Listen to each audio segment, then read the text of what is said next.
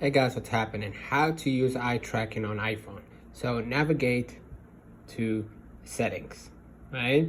Scroll a little bit down to find accessibility. Press it right here. Scroll a little bit down. You're gonna find right here eye tracking.